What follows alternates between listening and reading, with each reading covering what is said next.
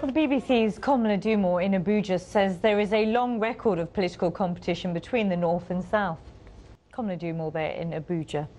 A ship chartered by an aid agency has evacuated about 1,000 people from the Libyan city of Misrata, which is under constant siege by Colonel Gaddafi's forces. Officials said thousands more were waiting to be rescued in what they described as an increasingly perilous situation. Some of those fleeing made it to Benghazi, from where Ola Giran sent this report.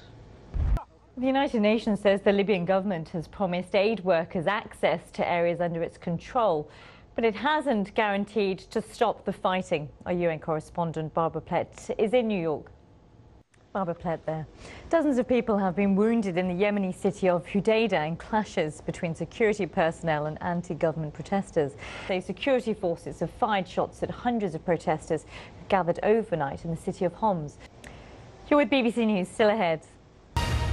Tributes have been paid to two young British holidaymakers shot dead in Florida. A 16-year-old boy has been charged with their murder.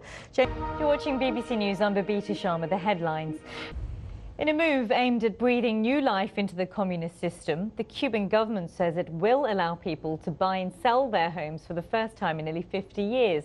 Since 1953, Cubans have only been allowed to pass on their homes to their children or swap them through a complicated, bureaucratic and often corrupt system. Well, our correspondent Michael Voss is in the Cuban capital, Havana. He explains the new move to private property ownership. Michael Voss there. Pupils have returned to school in a poor neighbourhood in Rio de Janeiro after a gunman went on a shooting spree there. 10 days ago, 12 students were killed when the gunman, a former pupil at the school, opened fire in the classrooms and then later turned the gun on himself. Will Grant reports. The international credit ratings agency Standard & Poor's has downgraded the United States credit outlook from stable to negative.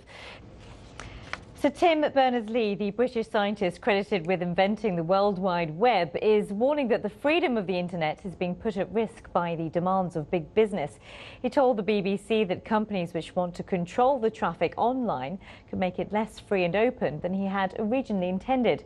Sir Tim spoke to our technology correspondent Rory Kettlin-Jones. From deposed rulers to a royal affair, with just a week and a half to go before the wedding of Prince William and Kate Middleton. No details being overlooked, and that includes tracing the bride's family tree.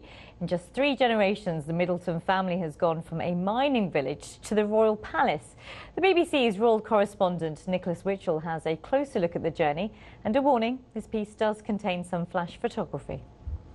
Are you counting down the days to the big day? Well, if you are, go and visit the BBC News website. There you will find, and if you are online, you can keep up to date as well with all the latest developments whilst we've been on air. Twitter.com/Babita BBC, the address there on your screen. Do stay with us, plenty more to come. You are watching BBC News.